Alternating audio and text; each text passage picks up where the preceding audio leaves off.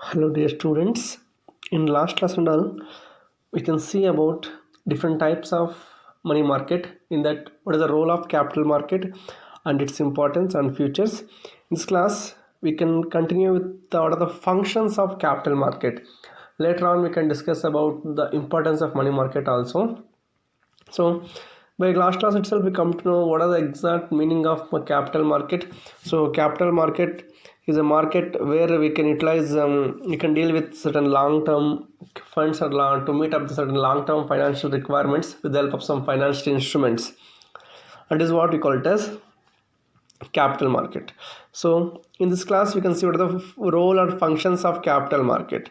So by meaning as well as futures, it almost similar, but functions it is also looks like similar. Let's see one by one. So links savers and investors. So we can many times we discuss this point.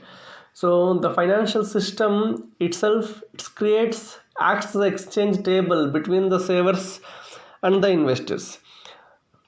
So here also capital market it creates a place where the savers they can save their money, and it creates a link between the savers and the investors. So obviously it develops the saving habit among the people through banking system, through financial regulations, etc. So it indirectly creates a link between the savers and the investors. That is what we call it as links between the savers and investors. Then capital formation. So the main motto of the financial system is to mobilization of the funds. Either might be a place to place, either might be a borrower and the lender. So here the capital markets main objective here also it creates capital formation. So when you look back to the first point, it creates links between the savers and investors. So automatically what happens in the capital market, if you're investing money in the name of savings in the banks, so the banks may give that money to the needy people. So the people will borrow from the banks that they can repay the money along with that interest. So indirectly what happens here, the capital exists.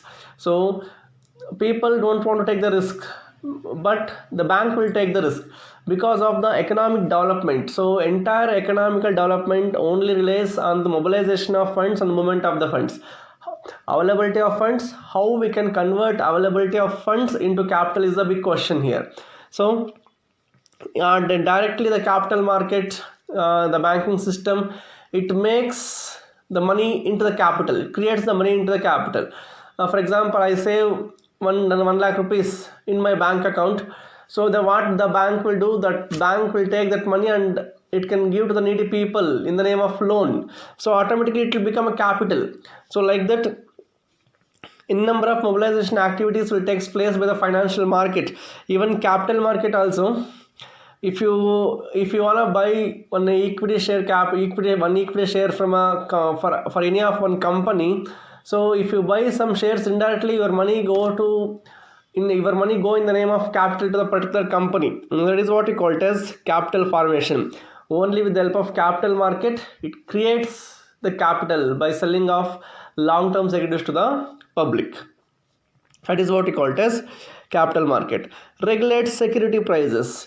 So here security prices refers to the financial instruments prices. For example, share value in the market, debenture rate or interest rate, preference dividend rates, so etc. anything. So overall the capital market try to elaborate the security prices relating to the financial instruments either in the primary market or secondary market by looking at the performance of the company, by taking of n number of reasons, etc. it will take into account. That is what we call it as regulate security prices. Here securities refers to the financial instruments, either might be a short term instruments or long term instruments. The capital market try to evaluate or else it's give one particular value for the existing financial securities. That is what we call it as regulate security prices. Then provision of investment avenues. So provision for investment avenue. Here the provision refers to a portion of amount should be set aside to meet up certain known expenses. That is what we call it as provision. So hope you heard the term reserves and provisions. Reserves and provisions, hope you heard. So that is what we call it as here how the capital market is going to create a provision sense means, for example, if people want to savings, if people want to try to save a small amount, for example, say 5,000 per month. So automatically what happens? So every month they are going to invest from 5,000 to any of mutual funds or any of LIC insurance premiums. What happens? So imagine if one fellow is going to contribute 5,000 in the name of LIC or insurance for a being of 20 years. Imagine how many people is going to save in the name of LIC every month. How many people is going to save in the name of mutual funds every month. So that's what we call it as avenues. So the millions of money will come in the name of provision of investment, in the name of insurance, in the name of LI, in the name of mutual funds, or in the name of any other long-term debt instrument, etc. That is what we call it as capital market is an investment avenues where we can see the different types of long-term securities and we can mobilize the different types of funds over here. Then economic growth and development. So what is the motto of establishing a financial system is to make our economic system on a right track. So obviously the capital market hold a major portion in that. How? Because sometimes even the government itself needs to meet up, the government budget itself have some gaps. So the government immediately should not raise the funds. So on that time, the government also issues certain long-term instruments or short-term instruments to sell in the market. So indirectly what happens, capital market matches the gap in the financial gaps in the government also by taking up certain long-term projects into account, providing funds for that, or else issuing shares from the government point of view, buying and selling of shares for the government, or else issuing of treasury bills to raising certain short-term funds in money market. So a number of things, etc. So any country's economic growth and development, it's completely rely on that kind of financial market it have. Even though the government is taking funds from the capital market to meet up certain financial gaps. That is what I call it as. So indirectly the capital market contributes the growth of economy as well as development of the economy. That is what we call it as economic growth and development. Then look at next point. Minimizes transaction cost and time.